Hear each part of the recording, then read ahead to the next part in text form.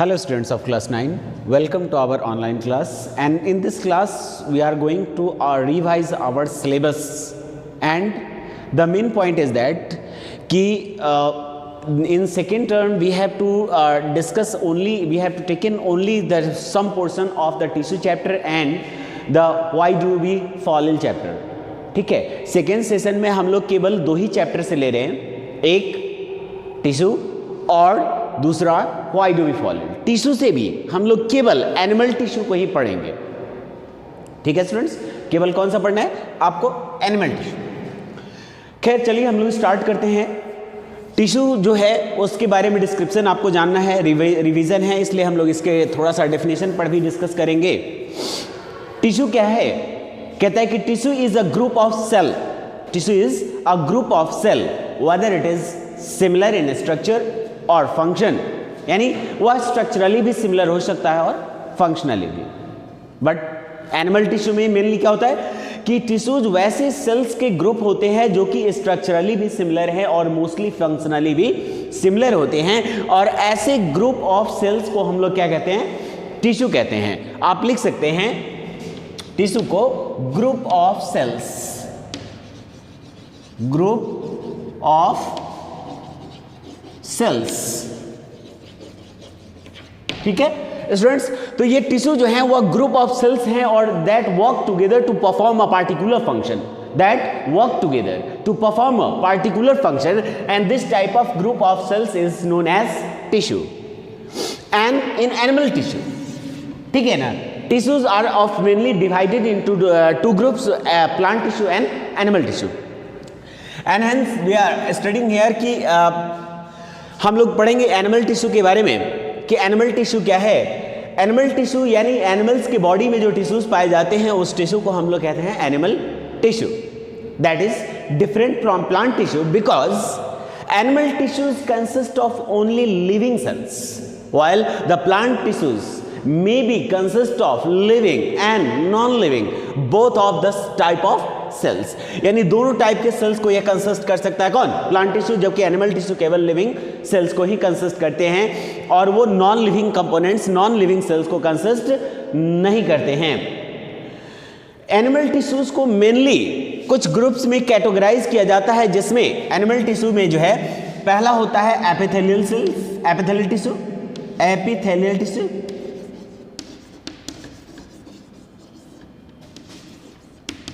Epithelial tissue. दूसरा होता है, ठीक है, एपिथेलियल टिश्यू के बाद सेकेंड नंबर में आता है आपका मस्कुलर टिश्यू,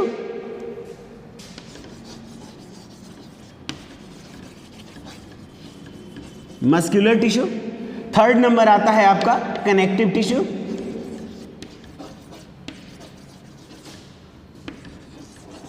कनेक्टिव टिश्यू, और फोर्थ नंबर में आता है नर्वस टिश्यू,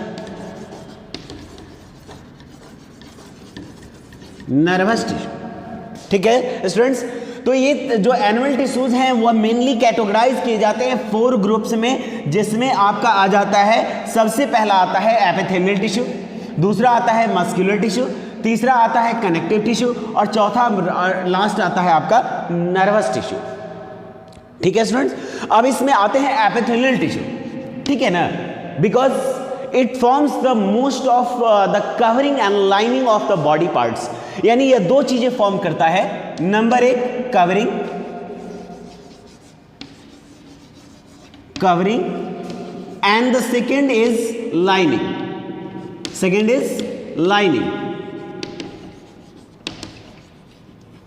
ठीक है, ये जो मतलब एनिमल का जो टिश्यू है, फर्स्ट टिश्यू है जिसे हम लोग एपिथेलियल टिश्यू कहते हैं, यह वर्ड से ही एक्सप्रेस हो जाता है, इसका नाम भी वर्ड नाम से ही एक्सप्रेस हो जाएगा कि इसका फंक्शन क्या है।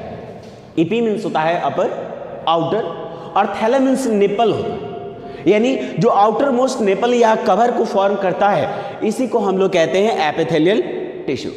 ठीक है, इस एपिथेलियल टिश्यूज को यानी कवरिंग और लाइनिंग को फॉर्म करता है, लेकिन इसमें जो है इसके नंबर ऑफ लेयर्स, यानी कि जो ये आउटर मोस्ट कवरिंग या लाइनिंग को फॉर्म करता है, तो इसमें अलग अलग लेयर्स होते हैं। ठीक है, कुछ एपिथेलियल टिश्यूज में सिंगल लेयर होता है, तो कुछ जो एपिथेलियल टिश्यूज होते हैं उनमें मोर देन वन लेयर होता है। तो according to number of layers अगर इस एपिथेलियल को डिवाइड किया जाए तो इसको दो ग्रुप में डिवाइड किया जाता है। इसमें पहला ग्रुप जो होता है, ठीक है ना, पहला जो ग्रुप होता है उसे हम लोग कहते हैं सिंपल एपिथेलियम टिश्यू। क्या कहते हैं? Simple epithelium tissue. ठीक है, पहला आ जाएगा सिंपल। और सिंपल में क्या होगा? तो simple consist of only one sailed thick layer, यानी वह केवल एक सेल की थिकनेस को कंसिस्ट करता है और इसी को हम लोग कहते हैं सिंपल एपिथेलियम। इसके पास केवल वन लेयर होता है, वन लेयर ऑफ सेल्स कह सकते हैं। ठीक है, वन लेयर ऑफ सेल्स को कंसिस्ट करता है, इसे हम लोग सिंपल एपिथेलियम कहते हैं। दूसरा आ जाता है आपका बी नंबर में, इसे हम लोग कहते हैं स्ट्रेटिफाइड। ठीक है, stratified. This stratified epithelium consist of more than one layer, यानी हम कितने लेयर्स होते हैं इसको तो काउंट नहीं कर सकते, बस इसके पास मोर देन वन लेयर होते हैं। लिख सकते हैं it consist of more than one layer, more than,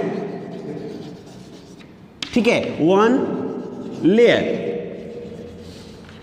ठीक है स्टूडेंट्स, तो यह आपने देखा कि it consist of more than one layer, यानी एक से ज्यादा लेयर ऑफ सेल्स के बने होते हैं। ठीक है, इसकी सबसे पहली पहचान है कि यह कवरिंग या लाइनिंग को फॉर्म करेगा और इसमें एक या एक से ज्यादा लेयर भी हो सकते हैं। सिंगल लेयर को हम लोग सिंगल लेयर कंसिस्टिंग एपिथेलियम को सिंपल एपिथेलियम कहेंगे और मोर देन वन लेयर होगा तो उसे हम लोग स्ट्रेटिफाइड एपिथेलियम कहते हैं। अब आते हैं अगले सेक्शन में। ये तो हो गया कि नंबर ऑफ जर्म लेयर्स के आधार पर, ठीक है, नंबर ऑफ जर्म लेयर्स के आधार पर इसको डिफरेंशिएट किया गया।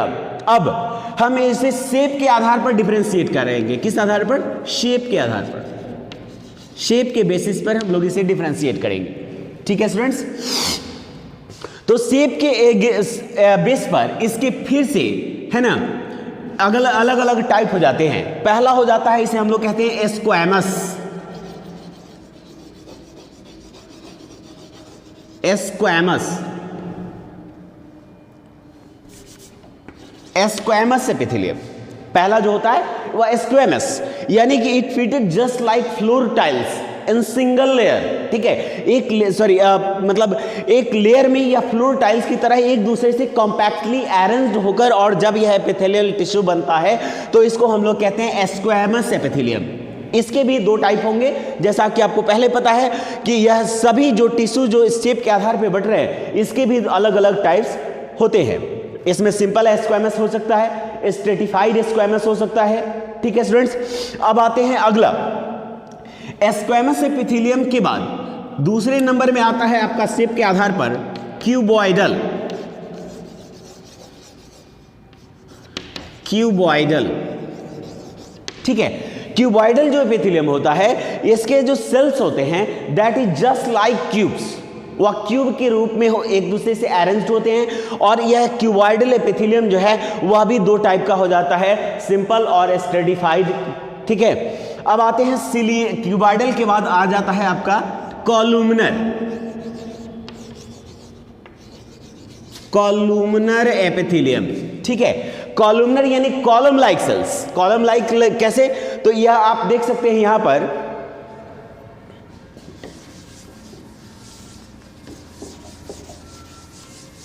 देखिए कॉलुमनर में होता है इस तरह के सेल्स होते हैं कॉलम लाइक, जैसा कि आपको पहले से रिमेंबर होगा कि इसके जो सेल्स होंगे वह कॉलम लाइक एडजस्टमेंट में होंगे, लॉन्ग मतलब कॉलम जैसे सेल्स होंगे, लंबे लंबे, ठीक है ना, खंबे जैसे आकार के।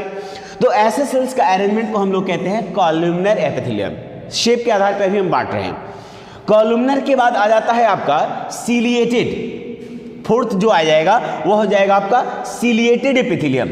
ठीक है, तो सिलिएटेड कैसा होगा?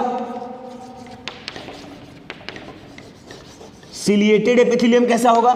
तो इसमें यह दोनों हो सकता है कि इसमें मतलब आपका क्यूबॉइडल एपिथेलियम भी सिलिएटेड हो सकता है और कॉलुमनर भी सिलिएटेड हो सकता है। ठीक है, तो ये सिलिएटेड होगा तो मतलब है कि इसके फ्री सरफेस पर, जो फ्री सरफेस होंगे उस पर हेयर लाइक प्रोजेक्शंस होंगे। हेयर लाइक प्रोजेक्शंस अगर अराइज हो जाते हैं तो ऐसे जो एपिथेलियल टिश्यूज होते हैं, इन एपिथेलियल टिश्यूज को हम लोग सिलिएटेड एपिथेलियम कहते हैं। ठीक है, क्या कहेंगे इसे? सिलिएटेड एपिथेलियम कहते हैं। और ये अलग अलग ऑर्गन्स में पाए जाते हैं, और ये खास करके डक्ट ग्लैंड्स, मतलब जो ग्लैंड्स होते हैं उन ग्लैंड्स के डक्ट्स में पाए जाते हैं, ताकि वह जो भी सब्सटेंस के कांटेक्ट में आए उसको वह यूनिडायरेक्शनली मूव करा सके, ठीक है। और इसे हम लोग कहते हैं सिलेटेड एपिथेलियम। तो ये शेप के आधार पे 4 टाइप का हो गया। पहला हो जाता है जिसे हम लोग स्क्वैमस कहेंगे, दूसरा क्यूबॉइडल, तीसरा कॉलमनर, और चौथा हो गया आपका सिलेटेड एपिथेलियम, ठीक है स्टूडेंट्स। अब आते हैं कि फंक्शन के अकॉर्डिंग, तो हम लोग देखेंगे फंक्शंस के अकॉर्डिंग इस एपिथेलियम को कितने टाइप्स में डिफरेंशिएटेड किया गया है। फंक्शन के अकॉर्डिंग, फंक्शन के अकॉर्डिंग भी इसे 2 टाइप्स में मेनली डिवाइड किया गया। पहला होता है जिसे हम लोग कहते हैं गैलेंडुलर एपिथेलियम,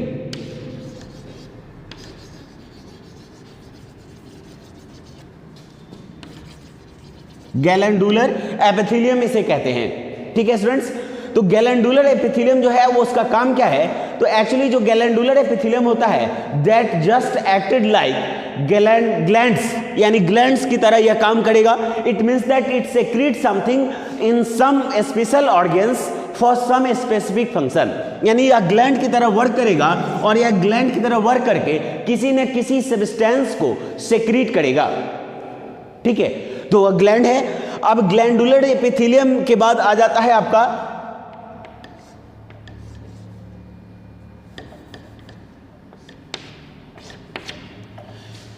ग्लैंडुलर एपिथेलियम के बाद दूसरा नंबर आ जाता है आपका सिलेटेड एपिथेलियम, ठीक है, जो आप पढ़ चुके हैं। तो ग्लैंडुलर यानी ग्लैंड की तरह एक्शन करेगा, इसे हम लोग कहते हैं ग्लैंडुलर एपिथेलियम, ठीक है स्टूडेंट्स। अब आते हैं कि कॉमनली, अब इन सब के बारे में डिटेल्स तो हम लोग आगे देखेंगे ही कि कौन सा है, उसका स्ट्रक्चर कैसा है, वो कहाँ पर किस बॉडी पे, यानी नेचर, ऑकरेंस और फंक्शन, 3 चीजें तो हम पढ़ेंगे, नेचर, ऑकरेंस, फंक्शन, और उसके साथ हम लिटिल पोर्शन में उसके स्ट्रक्चर के बारे में भी इंफॉर्मेशन गेन करेंगे, ठीक है स्टूडेंट्स। अब आते हैं फर्दर डिवीजन ऑफ नेक्स्ट, यानी नेक्स्ट में हम फर्दर डिवीजन प्रोसेस को परफॉर्म करेंगे, ठीक है।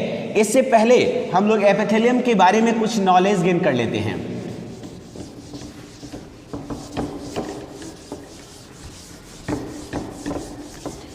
चलिए, एपिथेलियम टिश्यू जो होता है ये तो आपको पता हो गया कि कवरिंग या लाइनिंग को फॉर्म करता है। कवरिंग का मतलब हो गया कि वह किसी भी हॉलो एंड विसेरल ऑर्गन्स के ऊपर और नीचे, यानी मान लीजिए कि this is the hollow visceral organ, इसके अपर मोस्ट पोर्शन को जो फॉर्म करेगा एपिथेलियल टिश्यू, ठीक है, अपर मोस्ट पोर्शन को जो फॉर्म करेगा या आउटर मोस्ट पोर्शन क्या कहलाएगा, तो यह कहलाता है आपका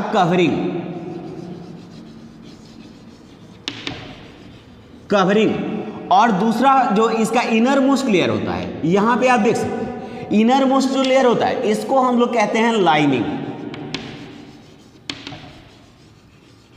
ठीक है स्टूडेंट्स। तो इसे चूंकि कवरिंग और लाइनिंग के लिए डिपॉजिट किया गया है, तो इसका मतलब है कि इसका काम डेफिनेटली होगा प्रोटेक्शन का। इसीलिए इस एपिथेलियल टिश्यू को, ठीक है, एपिथेलियल टिश्यू को हम लोग कहते हैं प्रोटेक्टिव टिश्यू। एपिथेलियल टिश्यू को हम लोग क्या कहेंगे, प्रोटेक्टिव टिश्यू के नाम से भी जानते हैं, प्रोटेक्टिव टिश्यू के नाम से भी जानते हैं, क्योंकि यह प्रोटेक्शन का काम करता है। क्या काम करता है? प्रोटेक्शन का काम करता है, और इसीलिए इसे हम लोग प्रोटेक्टिव टिश्यू का नाम देते हैं, ठीक है स्टूडेंट्स। अब आते हैं इसके बारे में कि इसका फंक्शन क्या क्या होगा। तो इट परफॉर्म्स, सबसे पहला है कि यह कवर या प्रोटेक्शन प्रोवाइड करेगा। Protection from what? तो प्रोटेक्शन फ्रॉम इन्फेक्शन,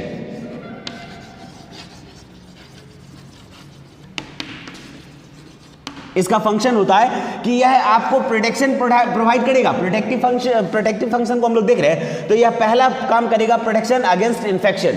इन्फेक्शन के अगेंस्ट यानी किसी भी तरह के जर्म्स से इसके अंडरलाइंग टिश्यूज को प्रोटेक्ट करेगा, अंडरलाइंग टिश्यूज को प्रोटेक्ट करने का यह काम करेगा, इसीलिए यह प्रोटेक्टिव फंक्शन होता है। एक बात और ध्यान में रखना है कि जितने भी एपिथेलियल टिश्यूज होते हैं उसकी एक खासियत होती है कि मोस्टली जो है वह मोस्टली चांस होता है कि मोस्ट सब्सटेंस के अगेंस्ट जो है वह इनसेंसिटिव होते हैं, यानी इसमें मतलब जो है उन सब्सटेंस के अगेंस्ट, केमिकल्स के अगेंस्ट वह इनसेंसिटिव होंगे, ठीक है स्टूडेंट्स। हालांकि कुछ जगहों पर हम देखते हैं कि ये काफ़ी सेंसिटिव होते हैं कुछ केमिकल से, तो हम बुक्स के अलावा अपने उन एक्सपीरियंस को भी यहाँ पर डाल रहे हैं कि यह मोस्टली केमिकल्स के अगेंस्ट इनसेंसिटिव होते हैं। कुछ अनरिक्वायर्ड केमिकल्स जिसके अगेंस्ट इसे सेंसिटिव बनाया गया वह उसको सेंस करता भी है। ठीक है स्टूडेंट्स, तो इन्फेक्शन के अगेंस्ट या मतलब वो प्रोटेक्शन प्रोवाइड करता है, क्योंकि ये जो सेल्स होते हैं एपिथेलियल टिश्यूज जो होते हैं, इनके सेल्स के ठीक नीचे एक खास तरह का लेयर बना होता है। ठीक है, ये लेयर डिफरेंट सब्सटेंसेस को कंसिस्ट करता है। ठीक है, और इसे ही हम लोग कहते हैं बेसमेंट मेम्ब्रेन। ध्यान में रखना है, बेसमेंट मेम्ब्रेन।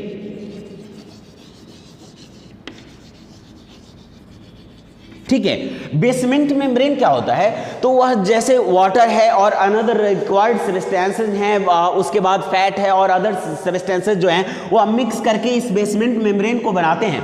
यह बेसमेंट मेम्ब्रेन इस पर्टिकुलर टिश्यू को इसके अंडरलाइंग टिश्यूज से डिफरेंशिएट यानी अलग भी करता है, और वह इन सभी अंडरलाइंग टिश्यूज से इन्हें कनेक्ट करके भी रखता है। जो भी रिक्वायर्ड मटेरियल्स इन टिश्यूज को सर्वाइवल के लिए चाहिए वह इसे प्रोवाइड भी करेगा, और यह टिश्यूज आफ्टर मेटाबॉलिक प्रोसेस जो वेस्ट मटेरियल जनरेट करते हैं, they can provide this layer, है ना, there excretory substances to this layer, यानी इसी लेयर में वह अपने एक्सक्रीटरी सब्सटेंसेस को रिलीज भी कर देते हैं। ये बेसमेंट मेम्ब्रेन है। और इस तरह चूंकि यह एक बेसमेंट मेम्ब्रेन को कंसिस्ट करता है, या बेसमेंट मेम्ब्रेन इसे केवल प्लेटफॉर्म नहीं देता, यानी प्लेटफॉर्म देने का मतलब हो जाता है कि यह इसे एक लेयर्स में अरेंज करता है। कहाँ अरेंज करेगा? एक लेयर में अरेंज करता है, और इसे बेस देने के साथ साथ वह उन्हें सभी रिक्वायर्ड सब्सटेंस यानी मटेरियल्स प्रोवाइड करता है, इसे डिफरेंशिएट करता है, कनेक्टेड रखता है, और इस तरह यह एक्सचेंज का भी काम कर देता है। ठीक है स्टूडेंट्स, अब आते हैं अगले में। तो यह इन्फेक्शन के अगेंस्ट प्रोटेक्शन प्रोवाइड करता है, और दूसरा काम करता है सेक्रेशन का।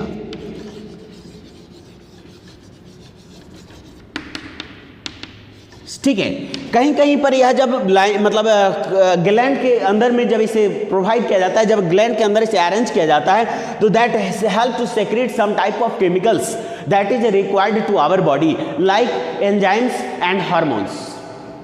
एंड इन स्वेट ग्लैंड, यानी स्वेट ग्लैंड में it also acted like excretion process, यानी वह वेस्ट मटेरियल्स को रिमूव करने का, यानी यहां पर यह कहता है कि it also acted like the elimination of waste.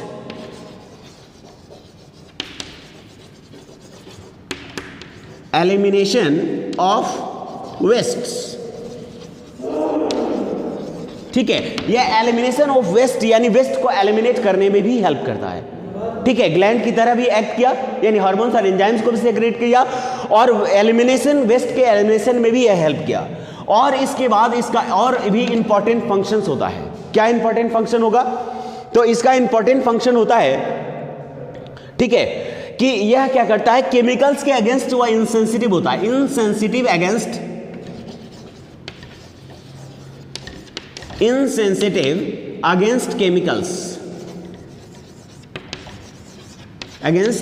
Chemicals.